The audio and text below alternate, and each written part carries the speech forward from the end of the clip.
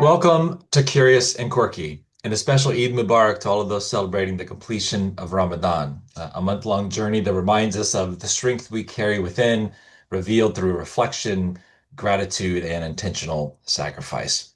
This is the podcast that unpacks innovation, pokes at conventional wisdom, and occasionally opens the windows just to let some fresh thinking in. Now, this isn't your grandpa's podcast. Though if he were innovating today, he'd probably be in the garage spring cleaning, a perfectly good process, and calling it optimization. Now, each month, we bring together the brilliant, bold, and slightly rebellious minds from Caltech's executive education to explore what leaders and teams mostly get right and what we can learn when old ideas need a little pruning. Now it's March. The days are getting longer, the weather is shifting, and the leprechauns just made their annual appearance. We'll challenge what's stale, test what's sprouting, and keep an eye out for a spring rainbow because you never know where the pot of gold might be hiding. So grab your coffee or your pollen-proof productivity potion or whatever helps thaw out your thinking, and let's get curious and maybe just a little bit quirky. Okay, so as we roll into March, we're doing something a little different here on Curious and Quirky. We've invited our first special guest. Now, most people look at airplanes and think, man, I really hope my carry-on fits in this overhead bin. Kevin looked at aviation and Kevin Noertker looked at aviation, an industry built on, I would say, a century of habit, and asked a simple but radical question. What if we tried electricity? Now, Kevin is the CEO and co-founder of Ampere, a company helping rethink how airplanes are powered and how the future of flight might actually look. But like many meaningful innovations, this idea did not begin in some giant corporate lab or behind a polished strategy deck per se. It began in a garage. And I remember when Kevin first told me of the idea and what they were doing, really excited for him and his co-founders as well. But Kevin and his co-founder started experimenting with ways to hybridize aircraft propulsion and test whether cleaner aviation could move from an interesting idea to practical reality. Years later, almost a decade later, Ampere is flying hybrid electric aircraft and helping show the world of future of aviation may be cleaner, quieter, and smarter than most people once might have imagined. More than that, Kevin's story reminds us that real innovation often starts the same way, with someone willing to question what everyone else has accepted for years. Today, Kevin's going to share a look at how innovations in electric vehicle technology are quietly rewriting the playbook of aviation. Ladies and gentlemen, Kevin Noertker. Oh, thanks, Tim. I really appreciate that intro. And it's wild that I'm coming up 2 days from now from the recording date here will be my 10-year anniversary for when we founded Ampere.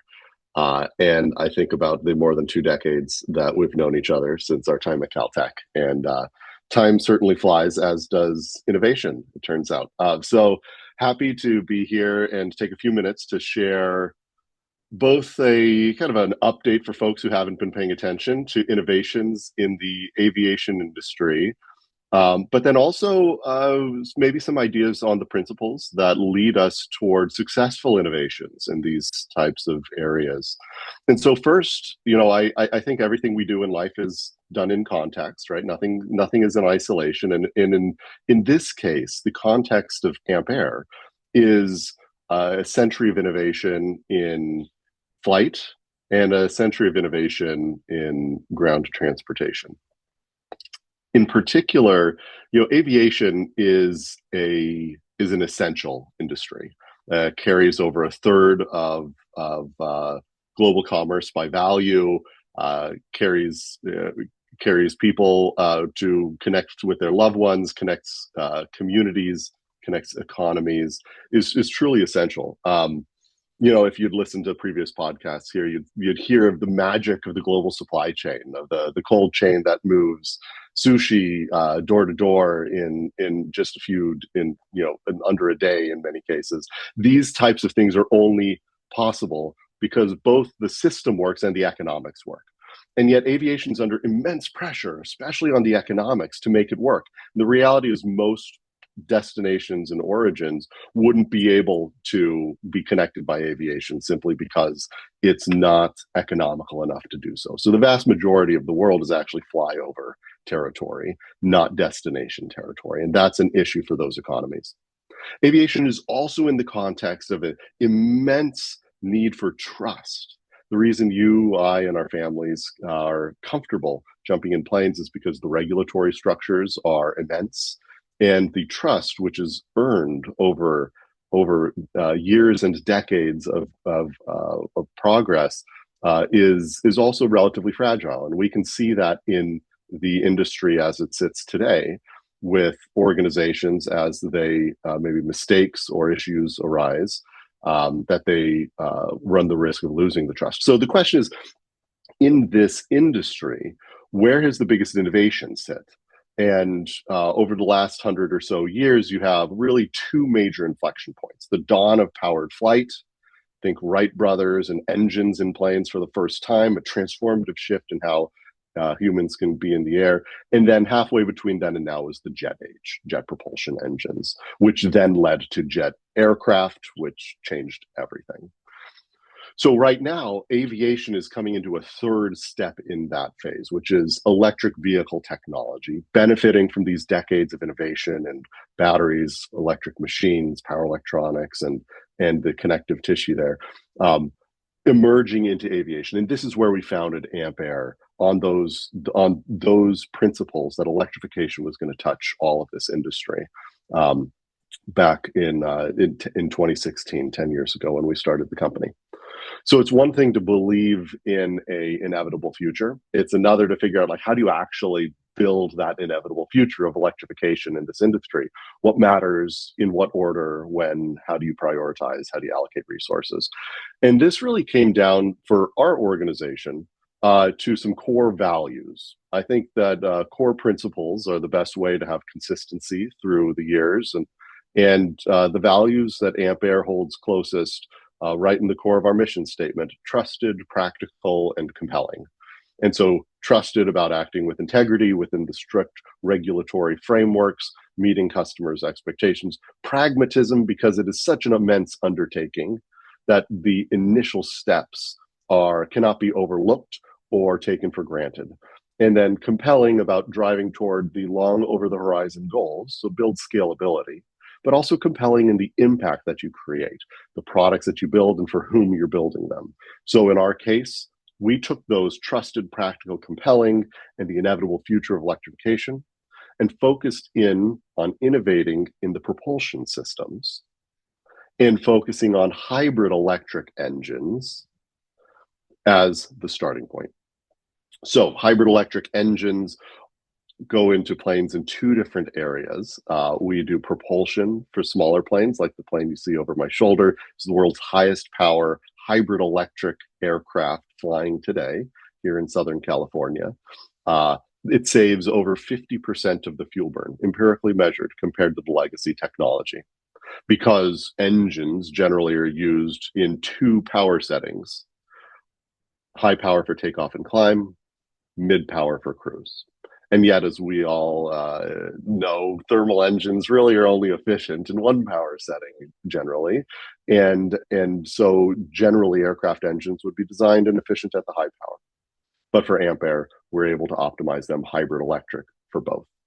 So by focusing in on hybrids that drop into existing planes, that self-charge like early day Priuses, so you eliminate the infrastructure requirements, that double the fuel efficiency of the planes, giving really good economics. That, because they've doubled the fuel efficiency of the plane, you can fly twice as far on the same fuel, eliminated range anxiety. You have now uncovered these practical steps that drive adoption and ultimately drive impact, whether that's increased connectivity across the world or the positive impact that it'll have on the environment. So quite a complex territory to navigate. Certainly it's been an adventurous decade behind us, and will continue to be adventurous decades ahead as electrification continues to emerge into every corner of this industry in a practical, compelling, and trusted way. Thanks, Kevin, for being here, and thanks for sharing your story. All right, moving over to Tom. Take it away. Thanks, Tim. My area of focus is technology marketing, and I'm going to talk about something I'm sure that Kevin and his team are thinking about all the time, and that is whenever you have a huge innovation, you can't just think one step ahead. You got to think about three steps ahead. How do you make your third move first when you're thinking about marketing innovations or new changes in your market? I want to go back to a famous case from the past that we all know about in order to make a very contemporary point. In 2007, BlackBerry looked unstoppable. Their phones dominated the business world. CEOs, politicians, and Wall Street traders all carried them. From a strategic standpoint, they were doing almost everything right. Then Apple introduced the iPhone. Now, at first, BlackBerry executives weren't overly concerned. The iPhone looked like a consumer gadget, expensive, fragile, missing many of the features that corporate users really cared about. But what they didn't anticipate was Apple's next moves: the App Store, a software ecosystem, and a completely different vision for what a phone could become. And within a few years, the competitive landscape had completely changed. BlackBerry didn't lose because their first move was wrong. They lost because they didn't anticipate Apple's third move. And that's exactly why we spend so much time thinking about a concept we call making your third move first. Now, my partner Mary gave a Curious and Quirky talk a few months ago about the bidding war for Warner Brothers Discovery that allows us to illustrate this third move first kind of mentality. And at the time that she presented, the outcome was still unfolding. Warner Brothers had become the center of a strategic tug of war in the media industry. Netflix had made an offer of about $82 billion to buy the studio and streaming assets. Paramount responded with a much bigger offer, about $110 billion to buy the entire company. So Warner Brothers board faced a real strategic dilemma. Netflix looked like the cleaner strategic fit, but Paramount was offering more money and more cash up front. And at the time, Mary used that situation to illustrate a tool we use with many of our clients called wargaming, where we simulate how competitors, customers, regulators, and other stakeholders might react to any type of change in a market, not just mergers and acquisitions, but any kind of innovation going on in a market. And today I'm going to update you on what we got right, what we got wrong when we applied this process to the WBD situation several months ago. So you can see its predictive power and how it might be able to help you with whatever market situation you're facing. Now, for our WBD war game, we built first personas for the players to predict their moves. Netflix, disciplined, analytical, careful about overpaying. That's their history. Paramount, more urgent, more aggressive, and highly motivated to make the deal happen. And then there's Warner Brothers, who is essentially the customer in this situation, the decision maker evaluating the competing offers. Then we use what we call an ability to win scorecard to simulate how Warner's board might evaluate the options. In the first round of the simulation, Netflix looked like the clear winner. Its offer aligned very well with the board's likely decision criteria. And at the same time, Paramount's offer, although richer in cash fit much less well strategically. But war games never stop after round one. Round two asks, how will competitors react? And Paramount, consistent with its persona, sweetened their economic offer in round two. And then in round three, we introduced what we call bombshells, external forces that can suddenly change the strategic landscape. And in this case, we modeled several. One was regulatory scrutiny of the deal. Another was changes in the capital market that shift the deal. And a third was the possibility of outside investors entering the situation. Now, in our model, in our wargaming model, the one that carried the most weight was regulatory risk. What if regulators signaled that a Netflix acquisition might face heavy scrutiny? That was in our model well before it happened. And it's exactly what happened. And Paramount responded to the regulatory signals in a very clever way. They didn't just increase the price, they increased certainty. They offered to cover Warner's breakup fee with Netflix. They offered a ticking fee that said that if the deal took longer than expected, they would pay money to Warner Brothers, and they offered a $7 billion regulatory termination fee, essentially a breakup fee. If regulators blocked the deal, they said, we'll compensate you $7 billion. This dramatically changed the board's risk calculation. And ultimately, Netflix did something our simulation actually predicted they might do under one specific condition. If the economics became too rich relative to the strategic value, they would walk away. And that actually happened. Netflix stepped out of the bidding, Paramount won the deal. So, yes, our simulation originally predicted Netflix had the highest probability to win. We got that kind of wrong. But the behavior of the players unfolded almost exactly as the war game suggested. Paramount escalated aggressively, regulatory risk became decisive. Netflix, similar to the persona, stayed disciplined and refused to chase the price. And that's really the lesson. Wargaming isn't about predicting the future perfectly. It's about understanding how competitors are likely to behave.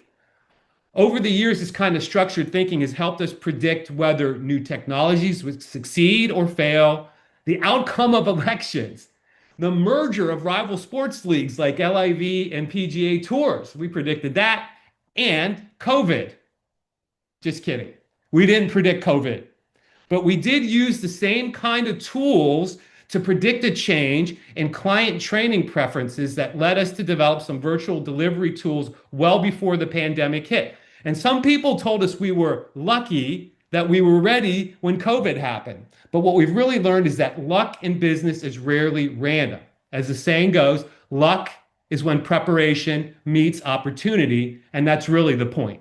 In business, most strategies don't fail because the first moves are wrong. They fail because leaders don't anticipate what happens after competitors respond. Wargaming forces you to ask a better question. Not just what should we do, but what will happen after everyone else reacts, and how do we position ourselves now to win then? Because the companies that win aren't the ones with the best first move, they're the ones who are already prepared for the third move. So now I'm going to turn it over to our very own curator of creativity. See, another one I came up with for you, Bryan. Hey, I Bryan love that. Mattimore. Hey, thank you, Tom. Well, as the listeners know, we intend to be timely with our comments and subjects we take on. And I'm going to talk about my new book, which just came out this month. It actually came out last week. It's my 8th book. It is by far, the most controversial book I've ever written. And so therefore, I think it's appropriate for the Curious and Quirky program here today. It's essentially, I'm going to tell you the title in a second, but I have to set this up.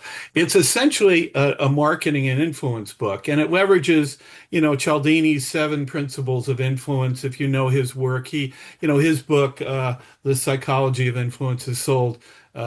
It was called Influence. It sold over 5 million copies. So he's the guru, and he identified the 7 principles: reciprocity, social proof, liking, scarcity, unity, etc. So, but my book has 50 principles. So, whoa, this might be an addition to the field, right? Pretty cool. So you're all sitting down. I think you'll be ready for the title here, but just stay with me, and then I'll explain it. The title of the book is Donald Trump, Marketing Genius: The 50 Brand and Influence Strategies Behind His Remarkable Rise to Power. Okay? And on the back cover, in huge type, it says, this isn't a book about politics, it's about marketing. And essentially what I've done is I've looked at what Trump has done, came up with these 50 principles, and identified really his playbook. And I did that so A, we can understand the playbook, but B, use it for ourselves, for our own brands, for our own careers, and for our own organizations. Okay? So, again, there are 50 principles here in the book. I had so much, fun at times. At other times it was challenging, but it took 9 months to do this thing. But I've got sections in there. This is how Trump used the principle. This is how individuals, brand, and organizations have used the principle. Then I had expert commentary. And finally, the most fun part of it was historical examples of how it's been used by organizations and people throughout history. So I'm going to share four of the 50 with you. I could talk for 3 hours here on this, but I only have 5 minutes. So here we go. So the first principle is start a fight to get noticed. I don't think I have to say much about Trump on this side, so I'll go right to the advertising side of this. There are four brilliant, really precedent-changing ad campaigns around this. Obviously, Avis versus Hertz, we're number 2, so we try harder, right? Burger King versus McDonald's, we're flame broiled, they're not. Pepsi versus Coke, the Pepsi Challenge, of course.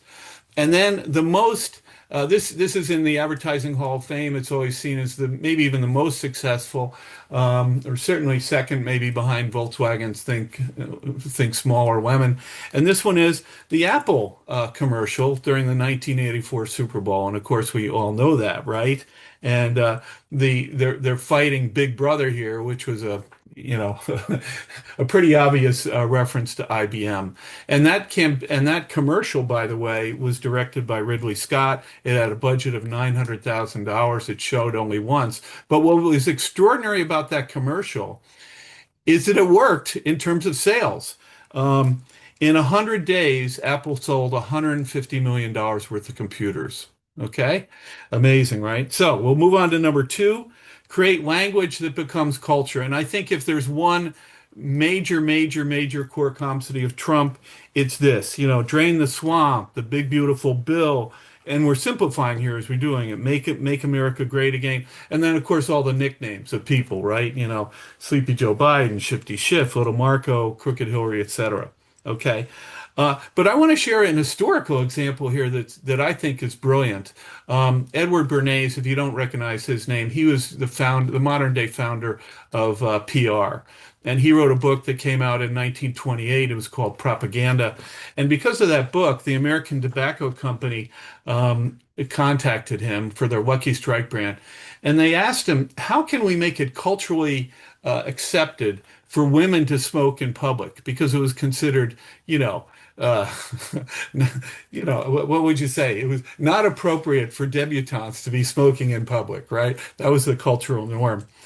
And so what he did, which I thought was so brilliant, and this obviously gets back to, right? This gets back to create language that becomes culture. He hired debutantes to attend the 1929 Easter Day parade, right? And he had them all smoking. And of course, the press was there and interviewed these women. And every single one of them was trained to say, these are not just cigarettes. You ready? These are torches of freedom. Oh my gosh, right? Oh my gosh, right? So this is about independence for women. Oh my gosh.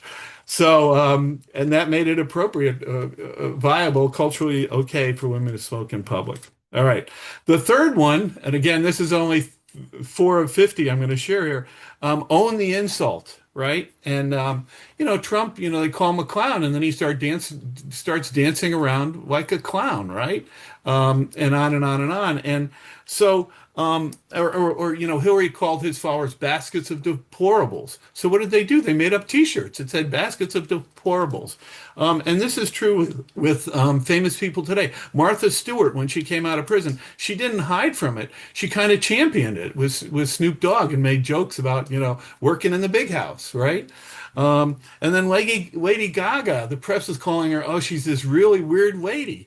So she leaned into that, right? And she called her followers little monsters, right? And of course, her most famous PR stunt was her meat dress that she wore at the 2010 MTV Awards. It's, by the way, traveled to different museums around the country.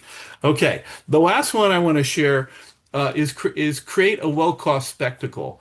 And, at the Trump rallies, in part because they're like WWE events, which Trump had, experience with, they're all wearing the red hats and they're dancing and they're playing music. It's really more of a entertainment event than a political speech, if you will. So the one I want to share on this that I absolutely love was in 1961, by then Cassius Clay, soon to be Muhammad Ali, had won his gold medal.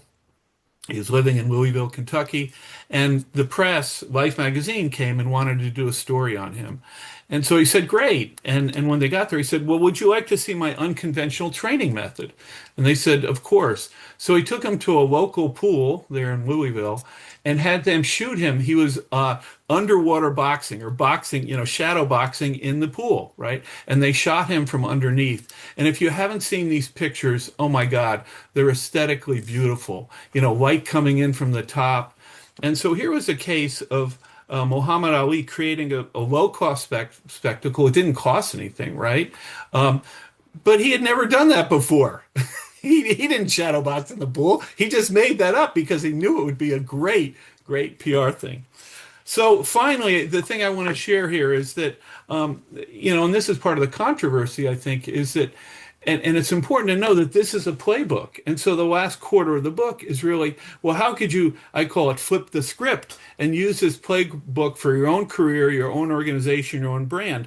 And so I picked some, I'll just say I picked Disney and Harvard and NPR and Planned Parenthood and the Democratic Party. I also threw in Oreo cookies because I thought it would be fun. But how you would use these 50 principles to benefit your brand and your challenge.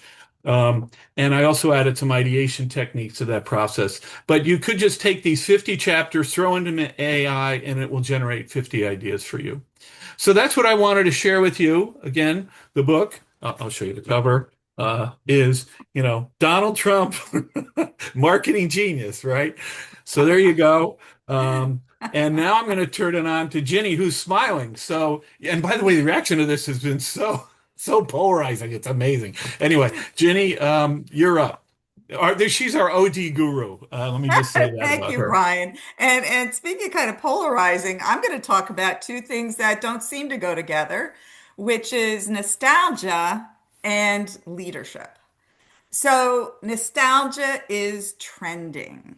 And in the conversation right now is the 2026 FX Hulu miniseries Love Story, focusing on JFK Jr. and Carolyn Bessette. So this TV series is driving intense nostalgia for 1990s New York City, Calvin Klein minimalism, and a pre-social media world.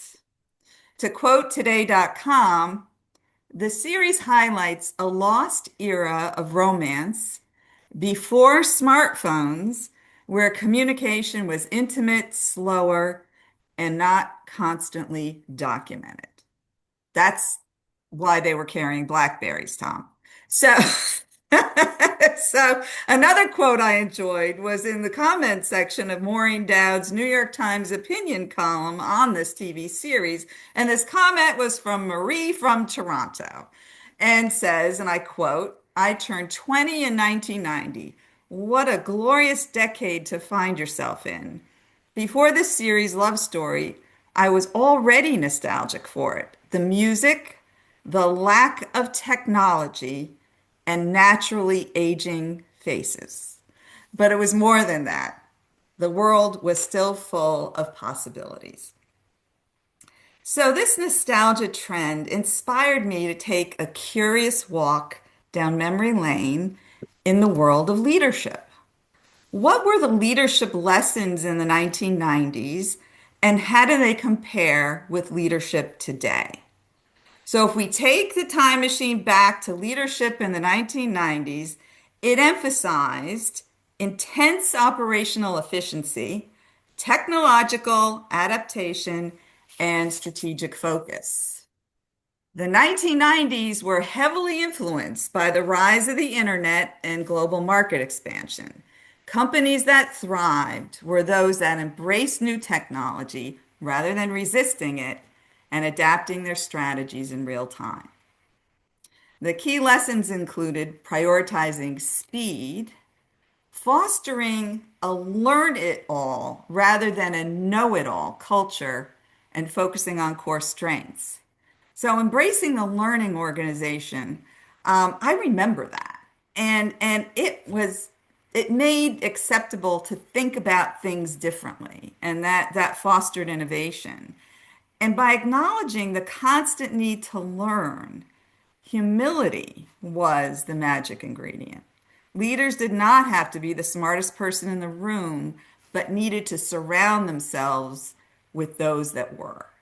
The 90s tech culture taught that leadership is about empowering teams to solve problems, not just top-down direction. So when we look at the 2026, we could see that we've kind of brought a lot of that in. And when we look at it, 2026 is defined by navigating extreme volatility through a blend of high-tech adoption and deep human, empathetic, and authentic leadership. So the core lessons focus on embracing adaptability, fostering trust-based cultures, and that's what Kevin talked about earlier, in hybrid workplaces using character-based judgment to navigate AI and geopolitical complexities. So interestingly enough, as AI grows, leaders need to focus on the human element, creativity, empathy, and ethical judgment that machines cannot replicate. So building nurturing and maintaining trust in hybrid and remote teams is critical, shifting from monitoring these teams to empowering them. So fostering a key sense of belonging is a key retention factor. Inclusivity takes on a broader meaning of silo busting and culture building. Leaders and teams need to work together in all directions, horizontally, vertically, and cross-functionally. Leaders need to replicate in-office camaraderie in a workplace that is out of office. So while the 1990s are different than 2026, there are many similarities, and this won't surprise you, the common thread is change. And at the fulcrum of this change is technology. In the internet in the 90s and AI in 2026. The difference is the speed of change and the power of technology, which has accelerated significantly in the past 25 to 30 years.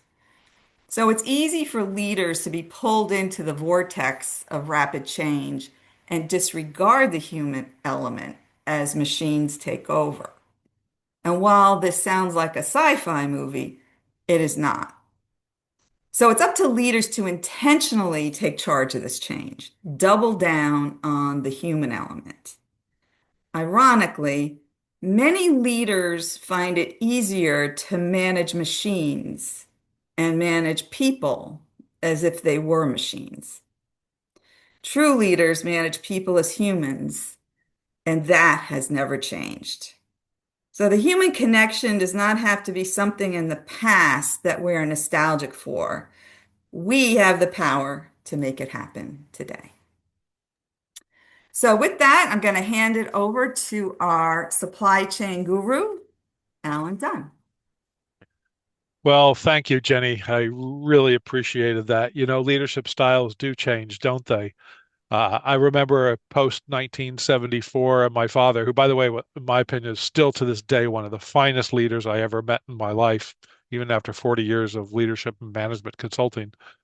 He used to have a sign above his desk that said, "This is not Burger King. We do things my way."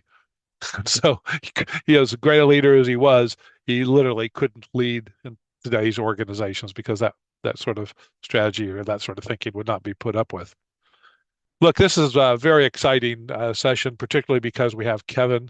Appreciate you, Kevin, coming on because Kevin is really an entrepreneur in really focused on creating a new industry, and I always like that. The industry that he's talking about is one that involves electrification. And I want to talk to you a little bit about what I call lithium power and the new global choke point. When we talk about global power and global supply chains, we usually talk about oil fields, oil tankers, shipping lanes, or perhaps even the huge energy users of semiconductor fabrication facilities. The next choke point in the global economy doesn't actually spring from deserts or float across oceans. It sits typically beneath salt flats. The future of global supply chains and a surprising amount of geopolitical power likely will be shaped by lithium. And the power is increasingly concentrated in a few places, or really what we call the lithium triangle of South America, anchored by Bolivia, Argentina, and Chile, and supported by Australia and increasingly contested by the United States. For most modern history, lithium barely mattered. As I was doing my research on this several months ago, I was really trying to look at the uses of lithium prior to electric vehicles and now electric airplanes or hybrid airplanes. Lithium was, for the most part, an industrial footnote. Less than 10% of the known reserves were ever actually used, mostly for ceramics, glass production, really high-end lubricating greases used a lot in aircraft, steel casting fluxes, and medical applications. Supply was steady, demand was predictable, and, well, no one actually worried about running out of lithium. Then the electric vehicle market exploded. Also, the residential battery market exploded to support the odd hours of residential solar power generation. Living in California, I could tell you we have an interesting phenomena. California has a glut, has a surplus of solar energy. This is one of the reasons why the cheapest energy from the electric companies is during the daylight hours between 8 and 4 p.m., because that's when the solar is available. But because it's not available in the evenings, that's why residential battery, the Tesla batteries, the EcoFlow batteries, Bluetti, and others have all grown. Those businesses have grown substantially as a result of the glut of solar energy. But almost overnight, lithium went from a niche material to a strategic asset.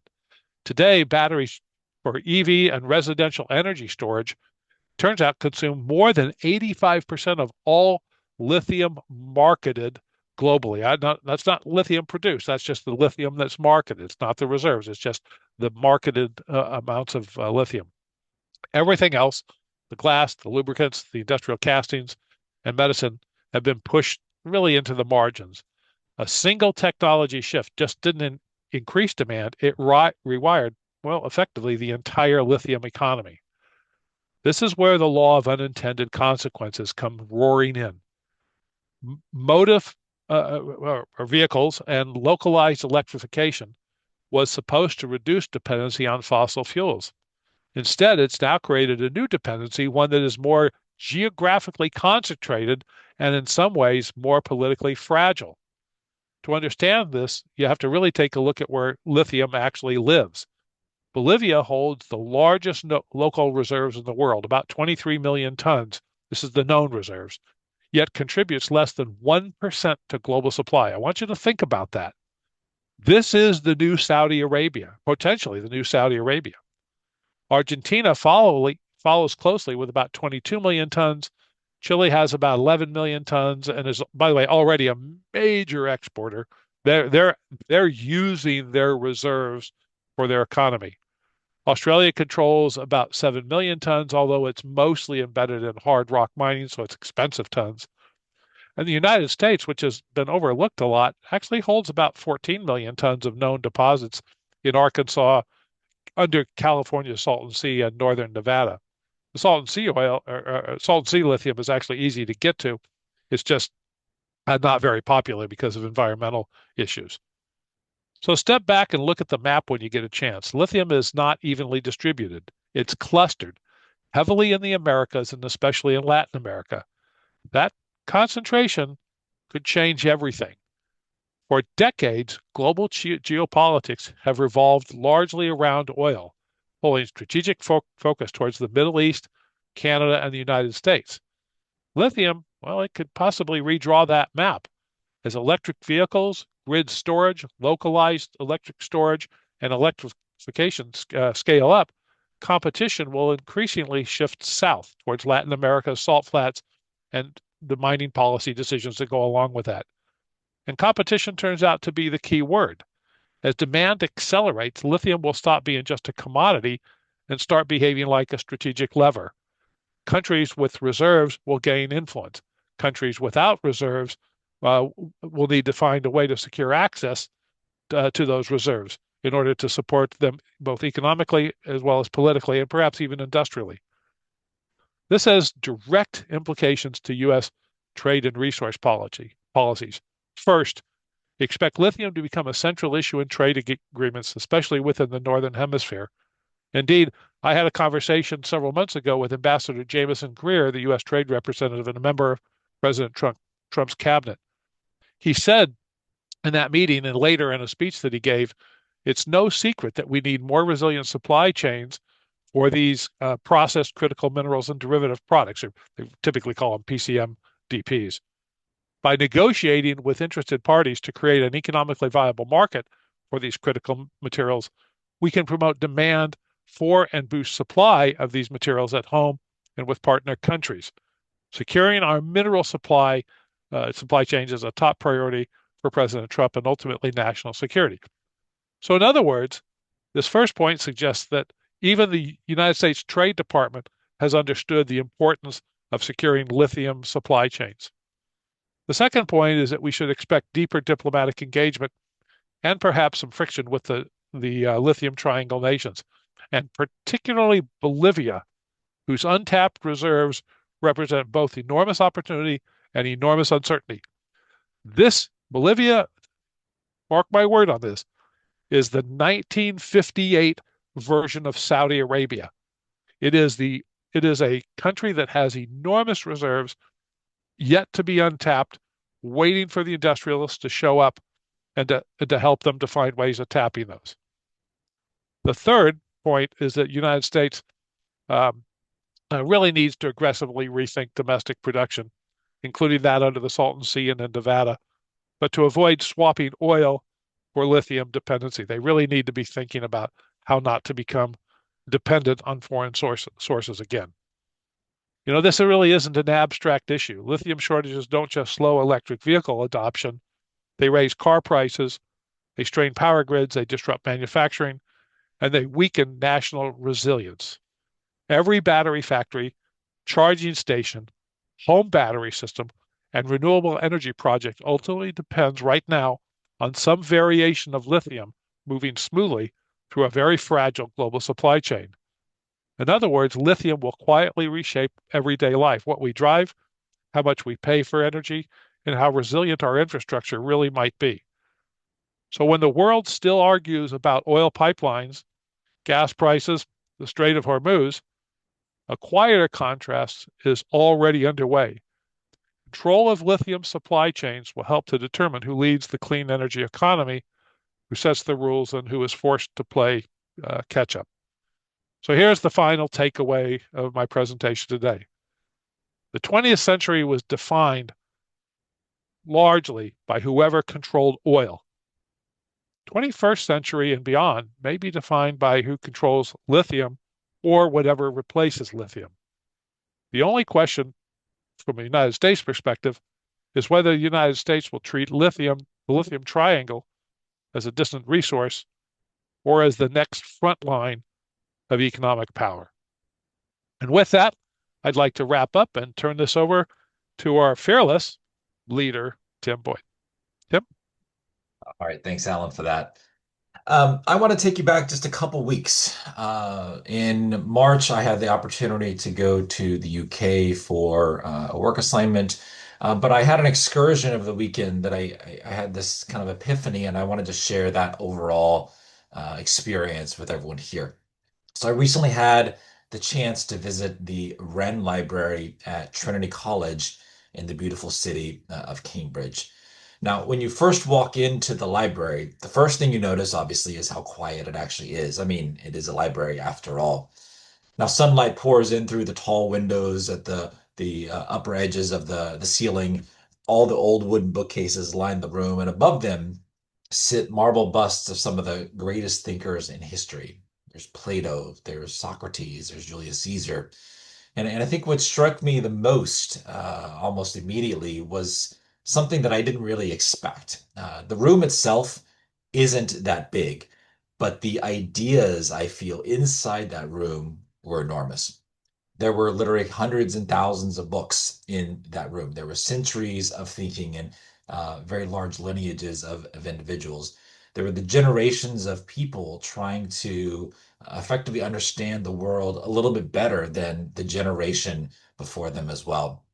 And those busts, above those shelves aren't just for decoration. It's a fun fact is that in libraries in the 16 and 1700s, statues and busts were often used to represent the traditions of thought that shaped the scholarship. A shelf of philosophy might sit beneath Socrates or Aristotle. Literature might be watched over by Homer. And those visual cues reminded scholars that learning was a part of the long chain of ideas. So in places like the Wren Library, the symbolism actually runs a bit deeper. Those figures above the shelves almost feel like silent mentors, suggesting that maybe every reader who walks into the room is joining a conversation that might have been going on for thousands of years. Now, each of those thinkers had a particular insight, maybe a new way of looking at the world, and something that even maybe pushed the boundaries of what people believed was reality or truth at the time. But I think what makes the room most powerful isn't just the individuals or the individual knowledge in the books themselves. I think it's the overall system. It's a system that said that these ideas matter and that these ideas should be written down, that they need to be preserved in some formal way, and that they should be shared with all of those people who come down the pipeline next. Because when you think about it, without a system like that, many of those ideas might have just disappeared. They would never have been captured and collected and taken care of over the course of generations. When you sit at the bookshelf and you look inside, I saw little slips of paper out of each of the books that lined the bookshelf.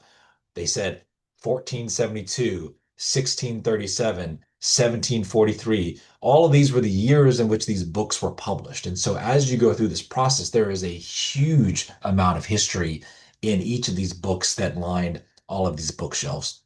And that's when another thought actually hit me. Just a short walk away from the library is the courtyard associated with Isaac Newton, the place where the famous apple story is said to have happened. And you all know the story that Newton's somewhere sitting in the courtyard under a tree, an apple falls, and suddenly he begins to think about the mathematics of gravity. But of course, apples have been falling for thousands of years, long before Newton ever showed up. So why in particular him? Why was he the only one to really uncover the next steps in the mathematical functions and create calculus and everything else that came to help us understand gravity? So standing there looking at the tree, technically it's a descendant of the tree today, but I started thinking about something we often miss in that story. Most of us would see the apple fall maybe out of the corner of our eye. Maybe we're walking somewhere, maybe we're distracted, maybe we're looking at our phones. But Newton didn't just see the apple fall, he studied it. He actively paid attention to it. And most people don't study things to that level of detail. They don't stop long enough to understand why something happened and why that apple fell. But Newton was able to ask the questions because his mind had already been prepared. Years of study, years of understanding deep mathematics, years of building on the knowledge of everyone that had come before him. Now, the apple was the moment, but the preparation made that moment possible. And that's when the connection between the courtyard and the library really hit for me. The apple may have sparked that idea, but the library idea, the concept and the structure and the system made that idea possible. So he wasn't necessarily working alone. Granted, he was a genius and he definitely had all the right insights, but he was building on the centuries of thinking that had been preserved in all of his literature and all of the books, like the ones sitting in that library. In his own words, he was actually standing on the shoulders of giants. And I think there's a lesson in that for all of us. I think today the world moves incredibly fast, as my colleagues have mentioned today. We're rushing from meeting to meeting, notification to notification, task to task. But breakthroughs often happen when those two things come together, preparation and attention. And a prepared mind, in my experience, is actually paying attention to the world around it. And Newton, fortunately, had both. Not everyone, one of us will discover gravity, and that's okay. But every day we still have the chance to move the world forward in ways that matter. And Newton saw an apple fall and helped him explain part of the universe. And even though most of us won't have a moment like that particular, but somewhere there's another apple falling. And the next great idea may belong to the person who is prepared to notice it. Okay. All right, so with that, I'll bring everyone back to the table. We've got about 10 minutes or so. We'll have a nice, simple roundtable conversation. And I just want to say, Tim, that I want to applaud Butch Cassidy and the Sundance Kid, although they were 125 years too early on their trip to Bolivia. They had it all mapped out, right? They knew the future. Funny. I had a question for Tom, real fast. Is Tom, you talked about building the personas, how will the competition react, and building out those three frameworks, but how do you actually figure out what the third move is? I mean, if you're thinking about, okay, this is what they're going to do, how do you war game out 3 steps ahead because you don't know strategic strategy? That's the hard part, I think. I mean, this other stuff's hard, don't get me wrong, but understanding what those companies are going to do is tough. Yeah, the wargaming environment is very practical, Tim. What you do is you have people simulate the minds and the moves, the potential moves of the competitors in the situation, and everybody makes a move. Somebody introduces a new product, and other teams in the war game that are playing the roles of the competitors get into the minds of those competitors and they model what those competitors might do. And there is a panel of customers who evaluate all of these moves, the moves of the company who is sponsoring the war game and of the competitors. And then the customers react to everybody's first move. And based on that, the teams go back and they do it again. It's very practical. They come up with another strategy, right? And they present to the customers again. The customers grade the moves of all the competitors, and then we do it one more time. And in that third environment, what we do is that's when we throw in the bombshells, the regulatory risk, the capital market shifts, and everybody's got to respond to that. Here's what happens is in all of that activity, there's a lot of things that happen that in reality do not play out, but also there are typically 80 to 90% of what does play out in the marketplace that happens at some time in the war game. And so at the end of it all, what you have the ability to do is step back and say, wow, here's all the things that, competitors might pull out. Here's all of the external events that could happen. How do we prepare for the most significant of those?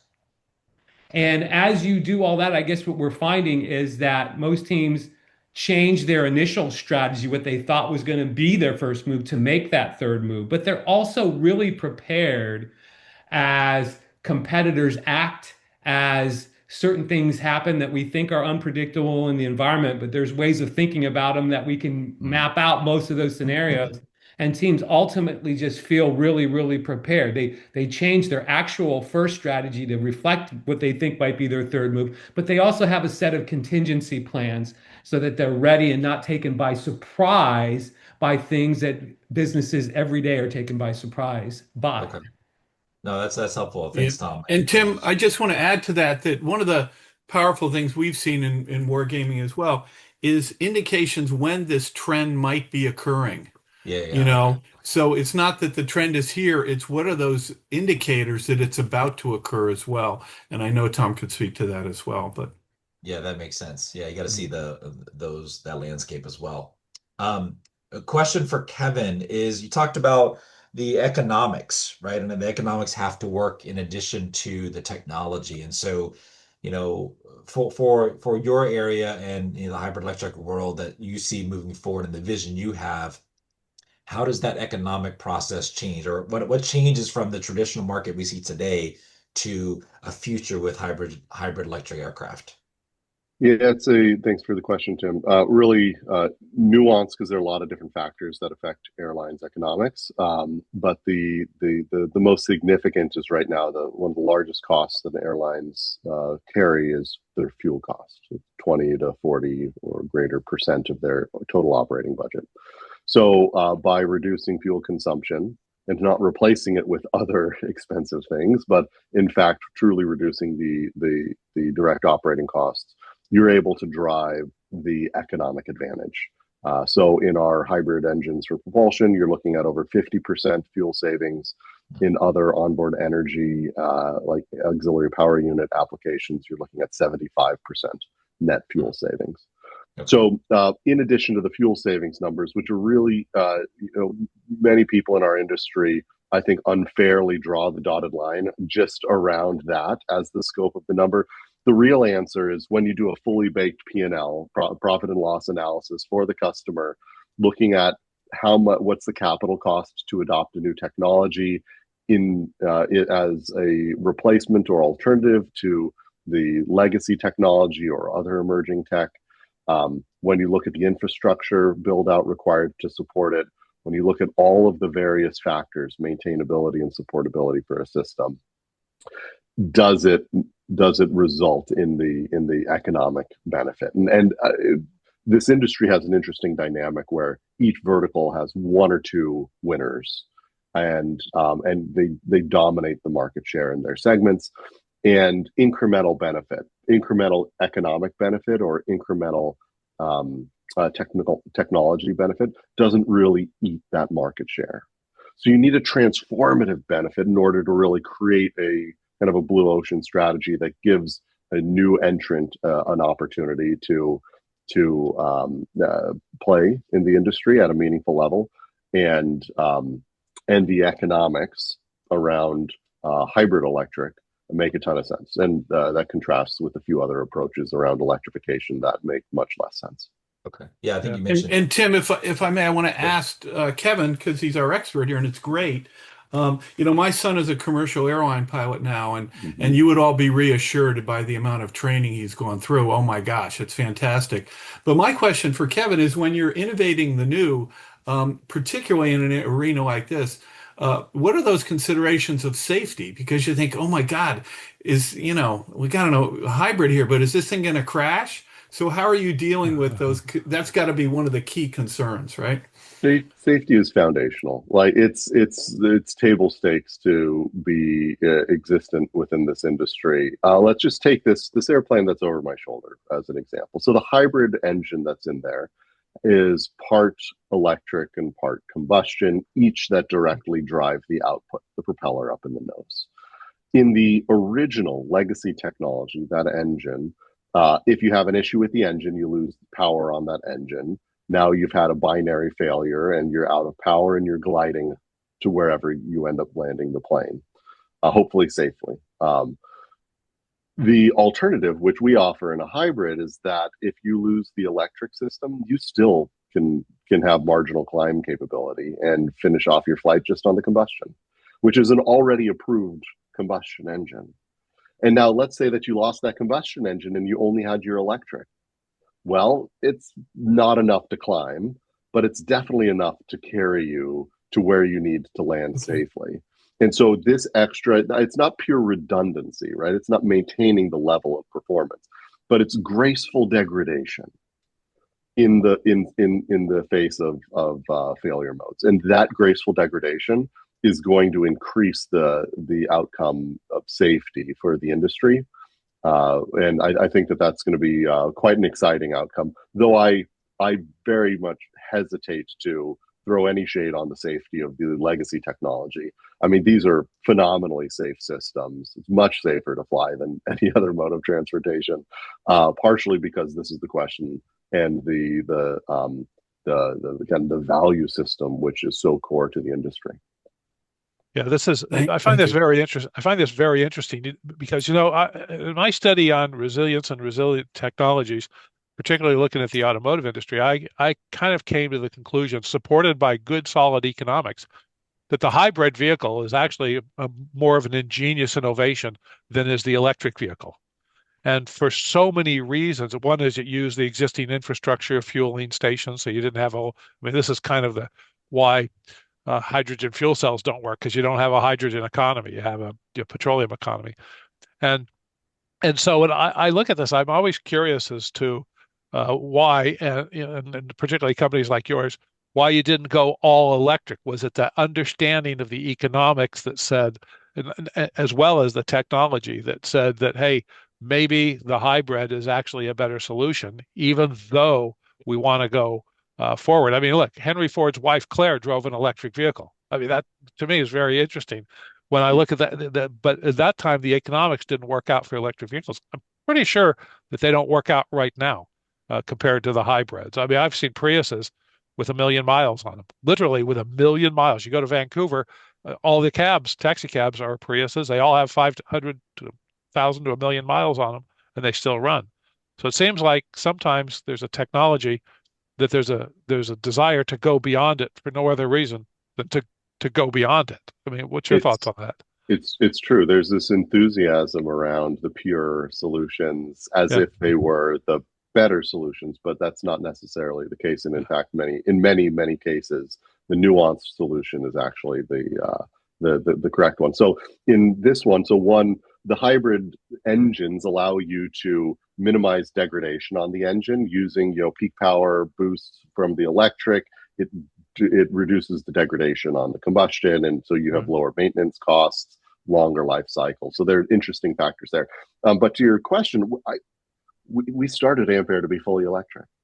10 Is years it? ago, had you asked me the same question, I would have said, no, no, no, no, no, no, not hybrids, like fully electric. Like, why wouldn't you?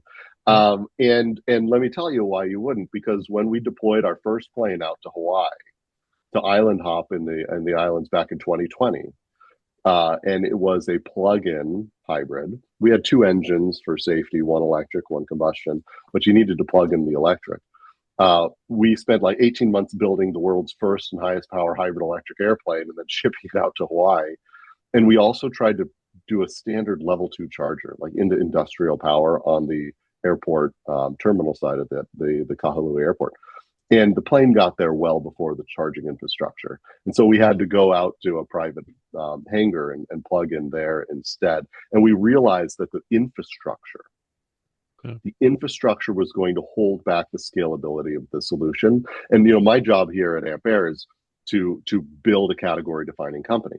And the scalability of the solution, the breadth of adoption, drives the impact, drives the market share, drives the relevance.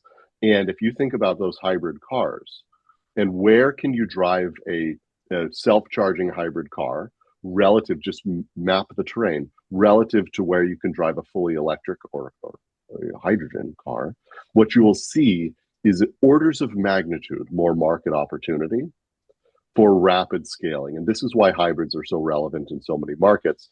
And similarly in aviation, that's what we saw, was that you eliminate range anxiety, infrastructure risk. And then finally, when you look at the weight and energy capacity of lithium ion batteries and whatever emerging chemistries are looking like they may follow, it's hard to place a bet on the timelines for magic energy density performance to show up commercially.